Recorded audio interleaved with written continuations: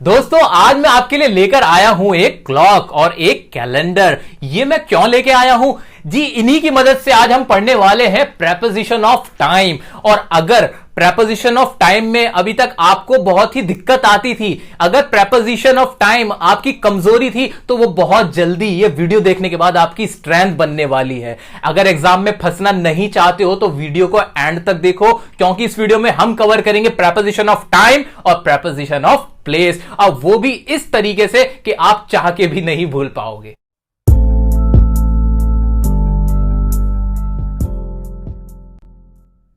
जब हम टाइम की बात करते हैं तो टाइम का हमें पता चलता है दो चीजों से, एक तो होती है हमारी घड़ी और दूसरा होता है हमारा कैलेंडर। जब हम घड़ी की बात करेंगे तो घड़ी में टाइम हमें कैसे दिखता है? एक तो हमें दिखता है घंटों में, एक दिखता है हमें मिनट्स में और एक दिखता है हमें सेकंड्स में। तो जब भी आपको घड़ी का टाइम दिखाना हो तो आप प्रेपोजिशन यूज करोगे एट। आपको वर्ड यूज करना है एट। किसी भी टाइमिंग को बता रहे हो, घड़ी का टाइम हो उसमें, तो आप बोल दोगे एट। जैसे कि एग्जांपल, मैं सुबह 7 बजे स्कूल जाता हूं, तो इसकी इंग्लिश क्या होगी? I go to school at 7 o'clock। ऐसे ही मैं आपको अगर कहूं कि मैं आपसे 2 बजे मिलूंगा, तो मैं बोलूंगा I will meet you at 2 o'clock। तो कोई भी टाइमिंग जो घड़ी में देख सकते हो आप, तो उसके साथ हमेशा लगा दोगे एट। इसमें आपको कभी भी ज्यादा सोचने समझने की कोई जरूरत नहीं है। अब बात करते हैं दूसरे टाइमिंग की। दूसरा टाइमिंग होता है हमारा कैलेंडर का, और कैलेंडर में हमें क्या क्या दिखता है आइए जानते हैं। कैलेंडर में हम देखते हैं ईयर्स को देख लेते हैं, यानी साल को, और हम देखते हैं मंथ्स देखते हैं यानी महीने। और कैलेंडर में हमें क्या दिखता है? हमें दिखते हैं डेज और डेट्स। यही सब हमें दिखता है कैलेंडर में। तो ध्यान से सुनिए, ईयर्स और मंथ्स यानी साल और महीने, इनके साथ तो आपको लगाना है इन, और जो डेज हैं हमारी और जो डेट्स हैं, इनके साथ आपको लगाना है ऑन। तो कभी भी कोई भी साल की बात होगी, महीने की बात होगी तो इन लगा देंगे, और अगर डेट की बात होगी यानी कोई तारीख की बात होगी या फिर दिन की बात होगी, संडे, मंडे, ट्यूसडे, तो आप लगा दोगे ऑन। एग्जाम्पल से समझते हैं। जब हम साल की बात करें, मैंने कहा कि 1947 में भारत आजाद हुआ, तो हम कहेंगे India got the independence in 1947, क्योंकि यहां पर ये एक साल था। ऐसे ही अगर मैं मंथ्स की बात करूं तो मैं कहूंगा कि मेरा एग्जाम जून के महीने में है, तो मैं बोलूंगा my exam in June month. ऐसे ही डेज की बात करते हैं। डेज हमारे 7 डेज हो गए, संडे, मंडे, इनके साथ हम लगाएंगे ऑन। जैसे मैं कह सकता हूं कि मैं आपको संडे मिलूंगा, तो मैं बोलूंगा I will meet you on Sunday. अब बात करेंगे डेट्स की। ऐसे ही डेट्स हो सकती है, 25 अक्टूबर को मेरा बर्थडे है, माय बर्थडे इज ऑन 25 अक्टूबर। तो ये तो थे कैलेंडर और घड़ी की मदद से हमारे प्रेपोजिशन ऑफ टाइम। कुछ भी नहीं सोचना है, ये कॉन्सेप्ट आप माइंड में रखिए और बहुत आसानी से सवाल को कर जाइए। बहुत ही इजी है, बस आपको समझने की जरूरत है। दोस्तों देखो, कॉन्सेप्ट तो हमने बहुत अच्छे से समझ लिया है। अब हमारी बारी आई है एग्जाम्पल्स करने की। एग्जाम्पल करते हैं, आइए मेरे साथ और कर रहे हैं एग्जाम्पल। क्या है पहला? The class will be held dash और मंडे। क्या लिखा हुआ है? The class will be held, dash लगा और मंडे आ गया। अच्छा, मंडे सोचते ही क्या दिमाग में आया? मंडे सोचते दिमाग में आया कैलेंडर, और कैलेंडर में मंडे, ये मंडे क्या है? डेज। डेज के साथ हमने पढ़ा है कि हम क्या लगाते हैं? ऑन लगाते हैं। कुछ सोचने की जरूरत नहीं, क्या लगा दोगे? ऑन लगा दोगे। अगले एग्जांपल्स पे आते हैं। The first Olympic games held, जो पहले ओलंपिक गेम हुआ था वो कब हुआ था? हेल्ड। अब क्या है? 1924, 1924। ये क्या है? एक साल है, ईयर है। ईयर सोचते ही दिमाग में फिर से कैलेंडर आया, और ईयर के साथ तो क्या लगता है? इन लगता है ना, यही तो पढ़ा है हमने, इन लगा देंगे। कहीं भी कोई भी ऑप्शन हो, आपको तो कोई ऑप्शन भी पढ़ने की जरूरत नहीं है। आपको तो सिर्फ ये देखना है कि डेज है या ईयर है या मंथ है या डेट है, वो कैलेंडर वाला, ये घड़ी वाला। घड़ी कैलेंडर करते जाओ और सही आंसर लिखते चले जाओ, ज्यादा कुछ सोचो ही मत। आओ अगला देखते हैं। द माई टीचर सेड, मेरे टीचर ने मुझसे कहा, क्या कहा? आई विल सी यू, मैं आपको देखूंगा। कब देखूंगा? Eight 3 o'clock। मेरे मुंह से निकल गया एट, लेकिन 3 o'clock घड़ी है, घड़ी के साथ तो लगना ही क्या है? एट लगना। इतना आसान है कि आप चाह के भी इसके आंसर नहीं रोक पा रहे हो क्योंकि इतना सिंपल है। सिर्फ क्या देखना है आपको, घड़ी या कैलेंडर। आगे बढ़ते हैं। I started to prepare for my exam. मैंने अपने एग्जाम्स के लिए तैयारी शुरू की। कब करी? अगस्त में करी। फिर से अगस्त क्या है, एक अगस्त कैलेंडर में गए, कैलेंडर का एक मंथ ही तो है, और मंथ के साथ क्या लगना है, मंथ के साथ लगना है इन। ये तो पढ़ा है हमने। अगले एग्जाम्पल पे आते हैं। The school will remain close. अच्छा चलो अब कुछ नया करते हैं। अब हम एग्जाम्पल आधा पढ़ेंगे, हम सिर्फ लास्ट देखेंगे डैश से पहले क्या लिखा हुआ है। आओ देखते हैं। कुछ नहीं पढ़ेंगे। सैटरडे लगा हुआ है, सैटरडे के साथ क्या लगेगा? सैटरडे क्या है? एक डे का नेम है, एक दिन का नाम है, और दिन के नाम के साथ तो लग जाता है ऑन। अगला देखते हैं। 2:30 PM क्या है? कुछ समझ आया? हाँ समझ में आया। घड़ी दिमाग में आई। घड़ी में टाइम बचता है 2:30, और घड़ी में तो कुछ भी टाइम दिखा दे, हमें लगा देना है एट। हमें तो कुछ सोचना ही नहीं, लगा दूं एट, लगा दिए। अगले एग्जांपल पे आओ। 3 जून। 3 जून क्या है? एक डेट है, और डेट के साथ क्या लगना है? हाँ ऑन लगना है। बिल्कुल सही जवाब। अगला क्या है? 2003। एक ईयर का नाम है, ईयर के साथ क्या लगना है? इन। देखिए हमने पूरा क्वेश्चन नहीं पढ़ा, पूरा सेंटेंस नहीं पढ़ा, और ये सारे आंसर हम आराम से करते चले गए। आप चाहे तो ध्यान से देख सकते हैं और पूरे पूरे एग्जांपल्स भी आप समझ सकते हैं। ये काम रहा आपका। अभी हम आगे बढ़ते हैं और टाइम ऑफ और प्लेस की और प्रेपोजिशन को पढ़ते हैं। प्रेपोजिशन ऑफ प्लेस यानी ऐसे प्रेपोजिशन जो किसी जगह को बताने के लिए इस्तेमाल किए जाते हैं। उसमें पहला प्रेपोजिशन हम पढ़ रहे हैं इन। अब देखो इन कब लगाओगे? इनका इस्तेमाल तब करेंगे जब आप किसी जगह पे बैठे हुए हो और वो जगह चारों तरफ से कवर हो, या कोई चीज रखी हुई हो और वो जगह चारों तरफ से कवर हो। जैसा कि आप अपने घर में हो सकते हो, आप अपने घर में हो और घर में चारों तरफ से आप कवर हो, तो आप बोल सकते हो कि I am in my home, मैं अपने घर के अंदर हूं। और ऐसे ही आप बोल सकते हो मैं क्लास में हूं, तो I am in the class, यानी एक क्लास है जो चारों तरफ से कवर है और आप उसके अंदर हो। ठीक है, तो ये तो इस्तेमाल था इनका। अब देखते हैं एट का क्या इस्तेमाल होगा। एट का इस्तेमाल बहुत ही इंटरेस्टिंग है, सबसे आसान इस्तेमाल है और बहुत मजेदार भी है। एट का इस्तेमाल हम करते हैं एग्जैक्ट लोकेशन को बताने के लिए, यानी जैसे दिल्ली का कनॉट प्लेस, मुंबई का मरीन ड्राइव, इस तरह की जगहों पे जब आप जाते हो, गपशप करते हो, तो आप क्या कहते हो? आप फेसबुक पे स्टेटस पोस्ट करते हो क्या?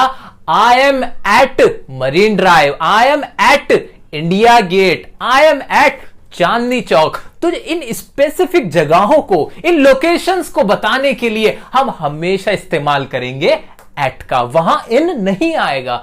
इन तब आएगा जब आप किसी बड़ी जगह को बताओ, यानी कोई शहर। जब आप किसी शहर के अंदर होते हो तो वो एक कोई लोकेशन नहीं होती, वो एक बहुत बड़ा एरिया होता है जिसके अंदर आप छोटे से होते हो। तो आप लगाओगे उसके साथ इन। तो एट और इन में बहुत ही आसान सा डिफरेंस था जो कंफ्यूजन क्रिएट कर देता है, लेकिन मुझे उम्मीद है अब आप तो कभी इसमें कंफ्यूज नहीं होने वाले हो। एग्जाम्पल से और समझते हैं हम इनको। दोस्तों अभी आपके सामने लिखे हुए हैं कुछ इंटरेस्टिंग और अमेजिंग से एग्जाम्पल। इनको करने के बाद आपको बड़ा ही मजा आने वाला है।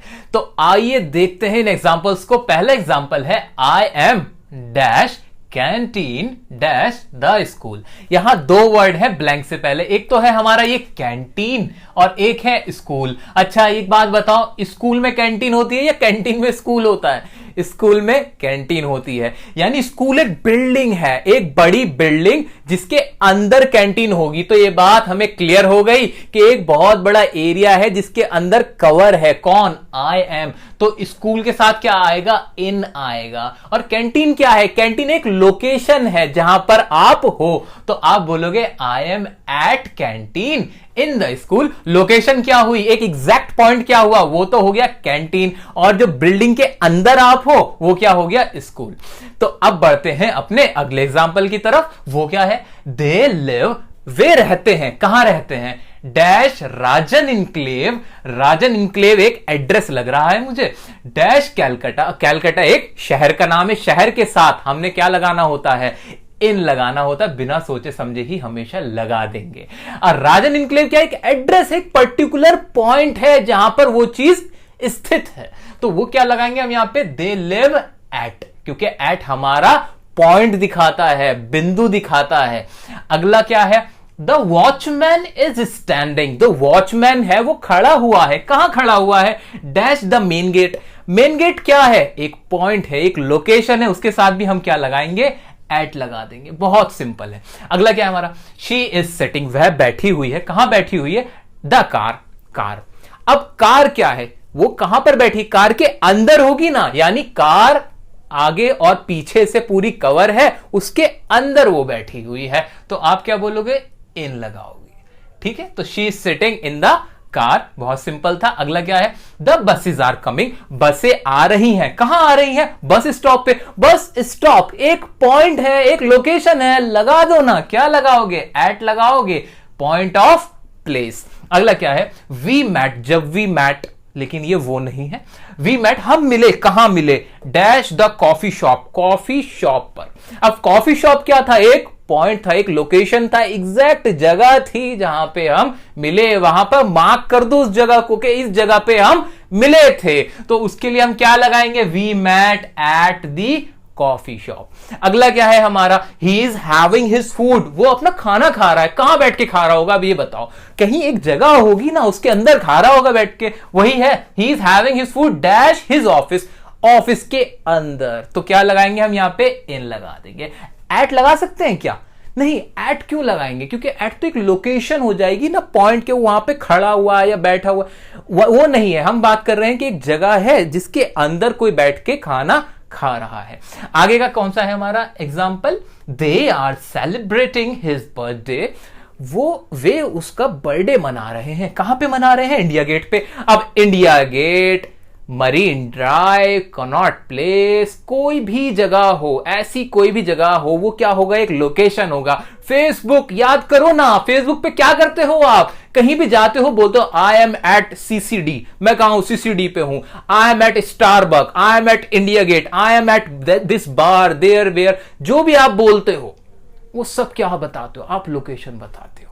आप बता दो मैं यहां पर हूं, इस जगह पे हूं, वो लोकेशन है मेरी। ठीक है, तो इसलिए यहां पर क्या आएगा? इंडिया गेट क्या है? इंडिया गेट के अंदर थोड़ी चले जाते हो आपके इंडिया गेट है, उसके अंदर बैठ के हम चाय पी रहे हैं, ऐसा नहीं करते हम बोलेंगे they are celebrating his birthday, और यहां भी लगाएंगे हम एट द इंडिया गेट। तो याद रखें ध्यान से, जहां हमें बतानी हो लोकेशन, वहां आएगा एट। जहां कोई चीज कवर हो रही हो, आप उसके अंदर हो, लगा दोगे इन। दोस्तों, अब मैं आपको जादू दिखाने वाला हूं और आपके सामने ये जो बॉटल है ये अब गायब होने वाली है। अगर आपको ऐसा कुछ लग रहा है तो ऐसा कुछ नहीं करने वाले हम पढ़ने जा रहे हैं ऑन के इस्तेमाल। और ऑन का यही तो इस्तेमाल होता है, किसी सरफेस पे कोई चीज जब होती है तो हम लगा देते हैं ऑन। सरफेस है बुक, चीज है बॉटल, सेंटेंस बनेगा what is on the book, ये सेंटेंस बन जाएगा।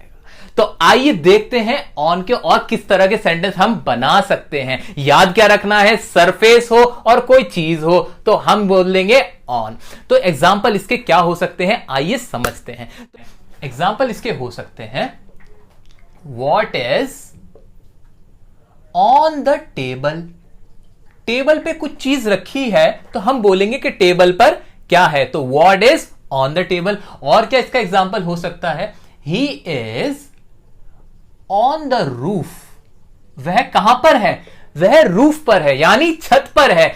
छत एक सरफेस हुआ, वो कवर्ड नहीं है। अगर आप यहां पे सोच रहे हैं कि इन आएगा, इन इसलिए नहीं आएगा कि सिर्फ एक सरफेस है, प्लेन सरफेस है, सब खुला हुआ है और आप उस पर क्या हो? खड़े हुए हो, तो इसलिए सेंटेंस क्या बनेगा? He is on the roof.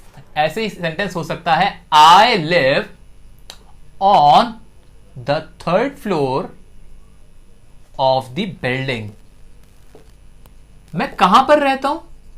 मैं जो बिल्डिंग है ना उसके थर्ड फ्लोर पे रहता हूं, यानी सरफेस क्या है? यहां पे बिल्डिंग है और उस पे भी हम क्या रहते हैं? थर्ड फ्लोर पे रहते हैं। तो ऑन का इस्तेमाल कम होता है, लेकिन हमें याद रखना है क्योंकि यह भी हमारी प्रेपोजिशन ऑफ प्लेस में कवर होता है। तो हमने आज पढ़े preposition of time, preposition of place.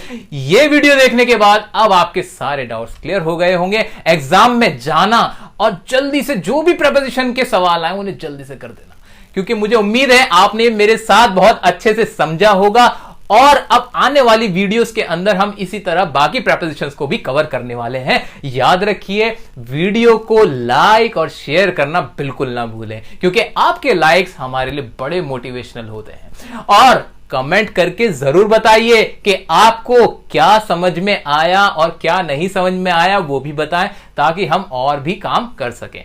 आपके सब्सक्रिप्शन हमारे लिए बहुत अच्छा मोटिवेशन का सोर्स होते हैं। अगर आपने चैनल सब्सक्राइब नहीं किया है तो आने वाली वीडियोस के लिए जरूर सब्सक्राइब करें, क्योंकि बिना सब्सक्रिप्शन के आपको हमारी वीडियोस का पता नहीं चल पाएगा।